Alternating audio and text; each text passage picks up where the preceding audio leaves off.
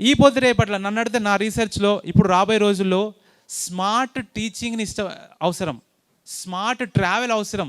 ఇప్పుడు మనం హైదరాబాద్ నుంచి కడతాలు రావడానికి ఒక వ్యక్తి బస్సులోనో లేదంటే బైక్లోనో లేదంటే పబ్లిక్ ట్రాన్స్పోర్టేషన్ వస్తే 2-2.5 అవర్స్ పడుతుంది. 25 సంవత్సరాల తర్వాత కూడా మీరు 2-2.5 అవర్స్ రావాలని కోరుకుంటున్నారా? 30-40 ఇయర్స్ బ్యాక్ మన పూర్వీకులు అంత సమయంలో వచ్చారా? లేదు.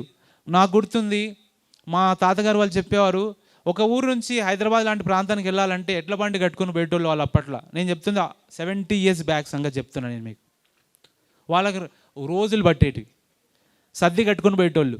ఈరోజు మనం ఫ్లైట్లో పోవచ్చు, కార్లో పోవచ్చు, ట్రైన్లో పోవచ్చు, హెలికాప్టర్లో పోవచ్చు, గంటకు 2 లక్షలు ఇస్తాయి డిమాండ్ ఉన్నప్పుడు. సో మార్కెట్కి ఏది అవసరం? సబ్జెక్ట్ ఎక్స్పర్ట్స్ కోరుకుంటున్నారండి. ఎందుకంటే మనలాంటి దేశంలో 140 కోట్ల మందిలో మేధావులు అయిపోయారు చాలామంది. జ్ఞానం పెరిగిపోతుంది విపరీతంగా. ఇంకా బెటర్ నాలెడ్జ్ని, బెటర్ ఎక్స్పర్టీస్ని కోరుకుంటున్నారు. రీసెర్చ్ ఓరియంటెడ్ నాలెడ్జ్ని కోరుకుంటున్నారు. ఎక్స్పీరియన్షియల్ నాలెడ్జ్ని కోరుకుంటున్నారు.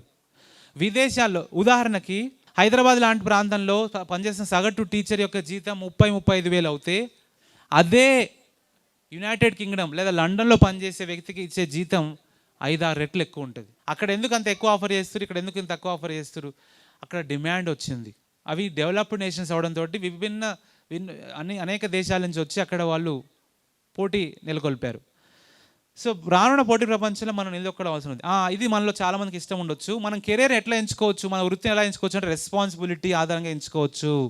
కొంతమంది మెడిటేషన్ స్ప్రెడ్ చేయాలని కోరుకుంటారు, ఇంకొంతమంది ఎన్విరాన్మెంట్ హెల్ప్ చేయాలని కోరుకుంటారు, ఇంకొంతమంది social service, women empowerment, child empowerment, వృద్ధులకు సహాయం చేయాలి, అణగారిక వర్గాలకు సహాయం చేయాలని కొందరు కెరీర్ ఎంచుకుంటారు. ఇలా కూడా ఎంచుకోవచ్చు.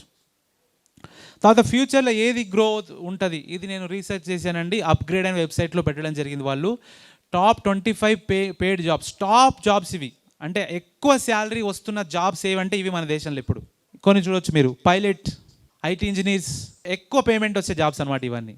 డబ్బులు ఎవరికి చేదండి, ఒక సినిమా కూడా ఉన్నట్టుంది కదా, అది డబ్బులు ఎవరు ఇష్టపడరు. ఎస్, ఇది ఫైనల్గా నేను మెయిన్ పాయింట్ ఫోకస్ చేయాలనుకున్నాను.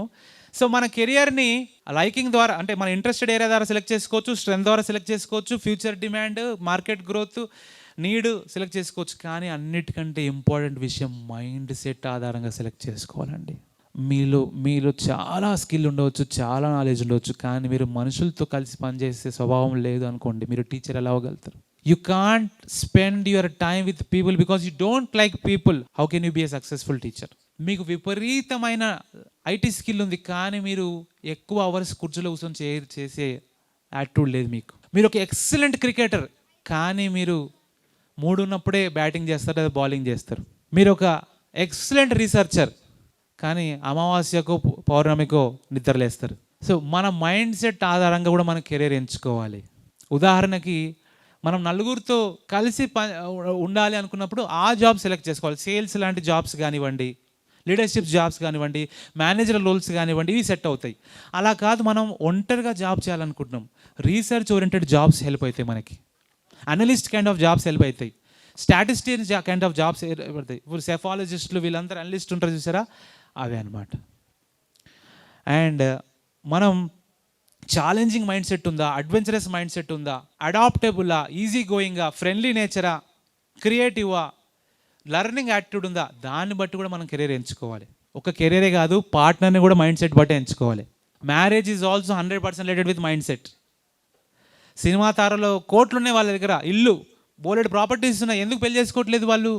వాళ్ళకి కావాల్సిన క్వాలిటీస్ దొరుకుతలేవు. సరే, ఇది ఒక అనవసరమైన అంశమే ఉండొచ్చు, నాకు చేస్తేనే సంబంధం ఎందుకు విడిపోయారు? Mind set problem. ఇద్దరి దగ్గర కోట్లు ఉన్నాయి. హృతిక్ రోషన్ లాంటి టాప్ హీరో తన చిన్ననాటి స్నేహితురాలు పెళ్లి చేసుకొని 17-18 సంవత్సరాలు వాళ్ళు కలిసి ఉన్న తర్వాత ఎందుకు విడిపోయారు? Mind set problem. So marriage or career, it is pure related with mind set. So mind set ఆధారంగానే. అంతెందుకు, ఇప్పుడు ఇక్కడ వచ్చి మనం ఈ మెడిటేషన్ ప్రోగ్రాంలో ఎప్పుడు వినగలుగుతాం? మన మైండ్ సెట్ ఈ యొక్క ఆర్గనైజేషన్ గోల్తో మ్యాచ్ అయినప్పుడే. పత్రిజీ గారి లక్ష్యానికి మన లక్ష్యానికి, మన మాస్టర్స్ యొక్క ఆలోచనలకి మన ఆలోచనలకి కాస్తన్న సింక్ ఉన్న, మ్యాచ్ ఉన్న మనం ఇక్కడ ఉంటాం. లేదనుకోండి, ఎందుకుంటాం ఇక్కడ? ఇప్పుడు సండే రోజున మీ ఇంట్రెస్ట్ వేరే ఏదైనా ఉంది, షో ఉంది, లేదా బిగ్ బాస్ మళ్ళీ వేసిండు, ఏదో రిపీటెడ్ షో వేసారు, అది చూడాలని మీ ఇంట్రెస్ట్ ఉంది, ఇక్కడ ఎందుకుంటారు? లేదా సౌత్ ఆఫ్రికాతో మ్యాచ్ జరుగుతుంది, అది మీ ఇంట్రెస్ట్, ఇక్కడ ఎందుకుంటారు? సో మనం చేసే పని ప్రతి పనికి మైండ్ సెట్ అనేది చాలా రిలేటెడ్ ఉంటుందండి.